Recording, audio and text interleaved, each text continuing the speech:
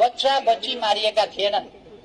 कहाँ मारिएका थिए मान्छे? घरभित्र, स्कुलमा बच्चा बच्ची भएका ठाउँमा मारिएका थिए कि संसद भवनमा आगो लाउन जाँदा, पर्खाल भत्काउँदा, फलाम काट्ने औजार बोकेर घरैबाट आएकाहरू गैँती बच्चा बोकेर, झम्पल बोकेर, पर्खाल फोरेर, पर्खाल नागेर आगो लगाउन पुग्दाखेरि, प्रहरीमाथि हमला गर्दाखेरि मारिए। एउटा कुरा कुनै भ्रम राख्नु हुँदैन। अर्को कुरा, त्यहाँ कसरी युवाहरू मारिए, नवयुवाहरू मारिए। ती नवयुवाहरू, युवाहरू र बच्चा बच्ची भन्ने कुरा अलिकति फरक कुरा हो। त्यहाँ कुनै बच्चा बच्ची भनेर त्यस्तो घरमा बस्या बच्चा बच्ची वा थाहा नपाएका बच्चा बच्ची त्यस्तो मारिएको होइन। त्यो कुनै भ्रम फिजाउनु हुँदैन।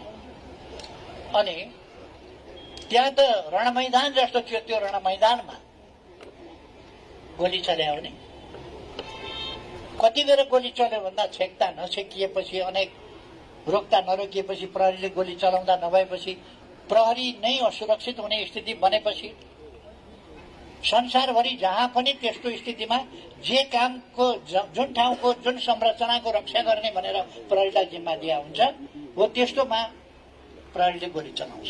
अर्को, प्रहरीले गोली चलाउँदा कसैको माथिको आदेश पर्खिँदैन। तपाईहरुलाई के थाहा नभएको अहिलेसम्म जस्तो लाग्यो भने प्रधानमन्त्री राइफल बोकेर गोली चलाउँदै हिँड्दैन। प्रधानमन्त्रीले गोली चलाउँछ। प्रधानमन्त्रीसँग आदेश लिन्छ प्रहरीले। कहीँ प्रहरीहरू यहाँ हुनुहुन्छ, नत्र भने एकजना अफिसरलाई बोलाएर तपाईहरुले सोध्नुहोस् त, प्रहरीले प्रधानमन्त्रीसँग आदेश लिन्छ गोली चलाउने बेलामा? प्रधानमन्त्रीले आदेश दिन्छ। मैले त प्रधानमन्त्रीको हैसियतमा शान्ति सुव्यवस्था होस्, कुनै अप्रिय घटना नघटोस् भनेर अगाडिदेखि भनेको थिएँ।